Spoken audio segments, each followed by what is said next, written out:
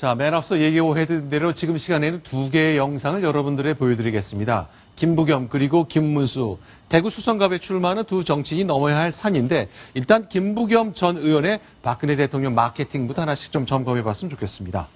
자, 대통령 뭐 책을 한 권 썼는데 거기에 대통령 얘기가 잔뜩 들어있죠? 그렇습니다. 이 제목이 공존의 공화국을 위하여란 제목의 김부겸 전 의원의 이제 저서가 나왔는데요. 박근혜 대통령과의 인연이 자세하게 기록이 되어 있습니다.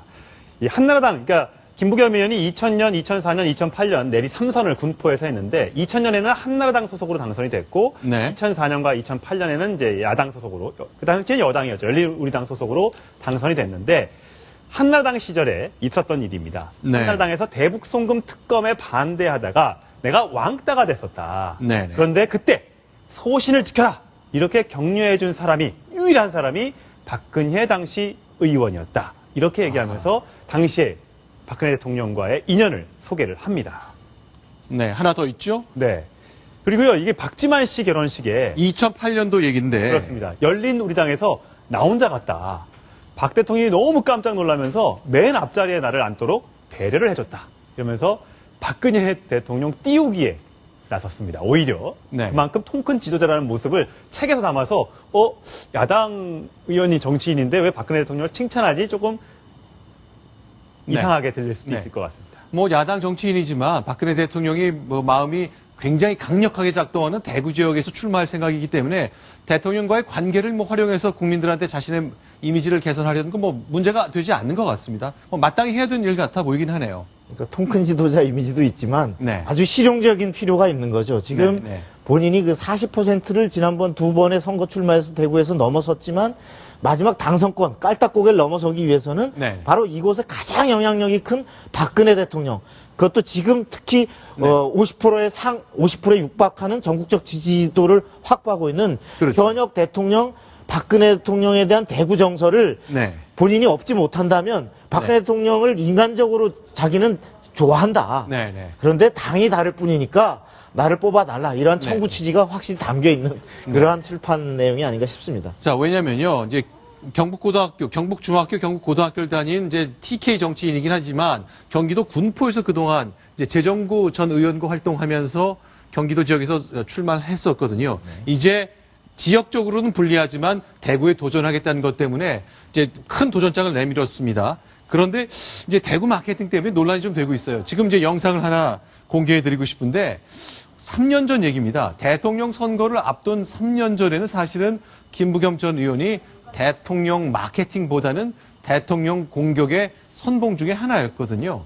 이 영상, 지금부터 공개하는 영상, 뭐 유튜브 같은 데서 많이 다니는 건데 이 영상에 대한 설명, 그리고 대구 유권자들은 어떻게 받아들일지에 대한 과제가 좀 남아있는 것 같습니다. 같이 보겠습니다.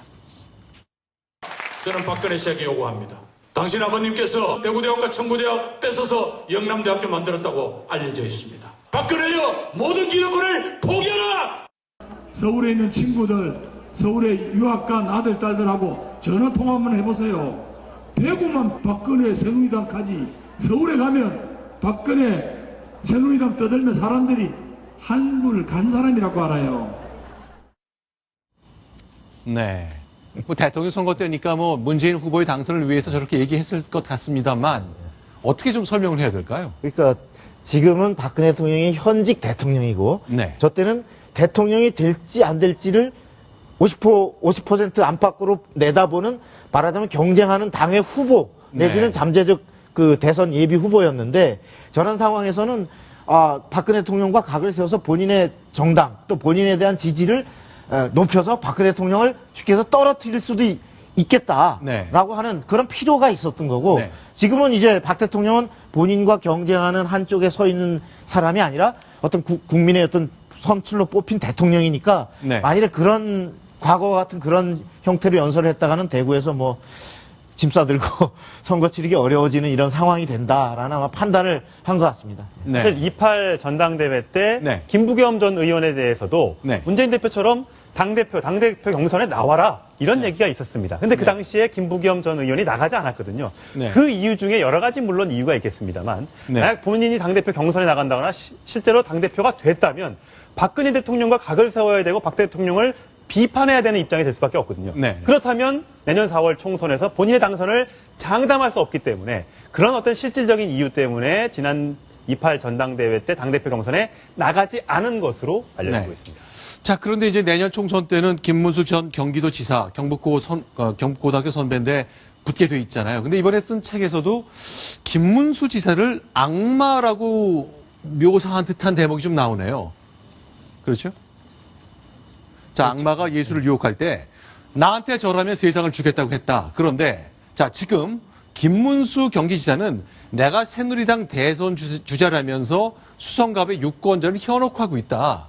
그러니 악마의 예수 유혹과 비슷한 상황이 빚어지고 있다는 거죠. 감정 자극하지 말고 대통령 팔지 말고 비전 대 비전으로 붙어보자고 얘기를 했어요.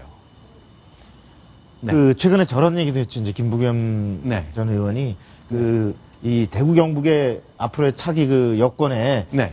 차기 주작감은 네. 김문수가 아니라 예. 유승민이다. 그렇죠. 그 이유는 네. 그래서 뭐 그걸 놓고 일각에서는 뭐 유승민과 같이 어떤 노선도 맞춰서 같이 할 수 있다 이런 해석도 했지만 네. 제가 보기에는 네. 그것이 아니라 김문수에게 네. 김문수가 지금 여기 와서 이곳에 본인이 TK임을 여기서 이제 호적 증명을 다시 한번 분명히 띄워가지고 말하자면 TK의 표를 기반으로 여권의 주자가 돼서 대선을 도전해 보려고 하는 그 출발을 여기 와서 지금 하겠다는 건데 네. 미안하지만 김문수는 TK의 지도자가 아닙니다. 네. 그 딴 사람 따로 있습니다. 네, 네. 유승민입니다라고 하면서 사실은 김문수를 디스하는 그런 네. 일종의 지금 그 하나의 내용이 아닌가 싶습니다. 자, 그러니까 새누리당의 차기 후보 연하지 마시고 따로 있으니 네. 유권자들이요 네. 날 좀 더 봐주십시오 하는 얘기를 그런 하는 얘기죠. 거겠죠. 예. 사실 이제 김문수 경기지사는 대구 내 수성갑 당선을 내년에 한 이후에 더 큰 비전을 그리고 있을 것 같은데 지금 이제 김문수 지사 얘기를 좀 해야 되겠는데 몇 년 전부터 나와서 젊은 층에서 참 상심을 많이 했던 영상이 하나 있습니다. 현재 경기도지사 시절에 경기도의 119 콜센터에 전화를 했거든요.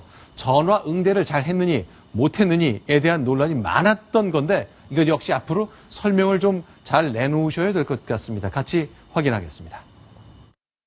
네, 남양주 소방서입니다. 그래. 여보세요? 여보세요? 나는 도지사 김문수입니다. 예, 예. 우리 남양주 소방서 맞아요? 예, 맞습니다. 이름이 누구요? 누구 때문에 전화하신 건데요? 내가 도지사인데 그 이름이 누구요? 지금 전화 받은 사람. 이름이 누구냐면, 여보세요? 지금 전화 받은 사람 이름이 누구예요? 아니, 지금 내가 도지사라는데 지금 그게 안 들려요? 근데 무슨 일 때문에 여기다 전화를 갖다가 하셨는데 소방서 119에다 지금 긴급전화로 전화하셨잖아요. 그래, 일일해서 그래요. 네, 그러면은 무슨 일 때문에 전화하셨는지 얘기를 하셔야죠. 아니, 도지사가 이게 누구냐고 이름을 묻는데 답을 안 해? 긴급전화로 그렇게 얘기를 갖다 하시면 안 되죠. 그러니까 장난 전화로 알아들었던 거군요. 그런 것 같습니다. 네. 뭐 지사로서는 어떤 상황 점검을 한다고 네. 저런 의도를 했겠지만 저기서 대응한 그 소방서의 대응은 아주 적절했다고 봅니다. 네. 저 전화는 긴급 전화고 네. 당연히 그 여기서 걸려오는 전화는 어떤 신고라든지 어떤 출동을 위한 전화이기 때문에 네. 당연히 저런 전화가 오면 장난 전화라고 생각할 것이고 장난 전화가 설사 아니었다 하더라도 네. 김문수 지사가 저렇게 원칙에 입각해서 답변하는 사람에게는 나는 지금 이런 상황인데 나는 뭐 상황을 점검하기 위한 것이다. 열심히 근무해달라든지 뭐 이렇게 해야지. 당신 누구야? 당신 관등성명대 자꾸 이런 식으로 하는 것은 네. 일종의 권위의식. 김문수 지사가 그토록 과거에 투쟁했던 네. 그 어떤 그 독재에 투쟁했던 시대의 그 대상이 된 네. 본인이 일종의 어느덧 그런 의식에 젖었던 것 아닌가라는 생각이 들고 네. 저 부분에 대해서는 김문수 지사가 솔직하게 네. 뭐 내가 좀 그 권력에 취했었다. 네. 이렇게 어떤 국민에게 설명하는 앞으로 절차가 있어야 되지 않을까 싶습니다. 그동안 저 영상, 저 오디오가 공개된 게 한 3년이 더 됐는데 네. 김문수 지사가 저거 사실 참 미안하겠다, 면구하겠다 그렇게 설명한 거는 아직 나온 적이 없는 거죠.